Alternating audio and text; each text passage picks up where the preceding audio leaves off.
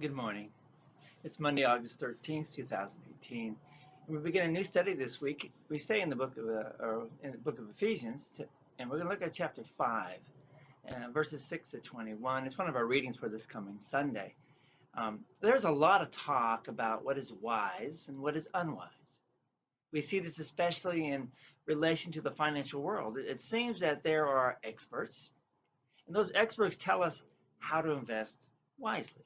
They tell us that we need to diversify our products, our portfolios, or that we should be buying only gold and precious metals.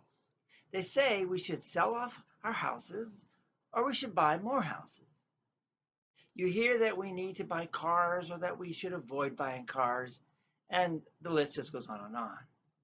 It's hard to figure out which advice is wise and which is foolish. Sometimes what is wise and what is foolish changes. A good investment is just in a strong economy may not be a good investment in a poor economy. Off the coast of Georgia, there was a place known as the Jekyll Island Club in the late 1800s. It was a place where the richest of the rich in America would go to play. They built cottages on the island, and by cottages, I mean palaces. And they had all the creature comforts that anyone could imagine. The list of members was more like a list of the titans of industry. They were all almost household names in their day. Henry Hyde, Marshall Field, J.P. Morgan, Joseph Pulitzer, William Vanderbilt, just to name a few. What is it that all these men had in common? Well, now they're all dead. And what they have in common is that none of their investments or their money or their houses or their business means anything at all to them now. In fact, all of them had great earthly investments that were worth a lot of money. But not one of those investments can last or will last forever.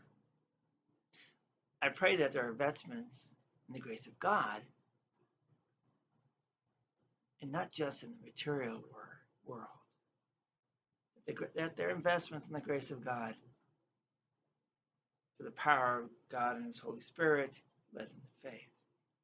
So what does it really mean to invest wisely when it comes to our faith?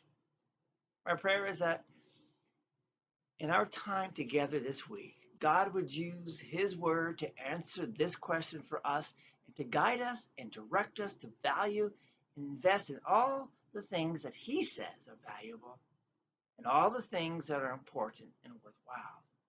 Or maybe, to put it another way, that we would have the kind of focus that Proverbs suggests. The fear of the Lord is the beginning of wisdom, and the knowledge of the Holy One is insight. This seems like such a simple thing to focus on. But too often as a church, and as individual Christians, we lose sight of the things of God. We lose touch with the wisdom of God. We end up investing in the things that don't matter as much as God. Would you pray with me?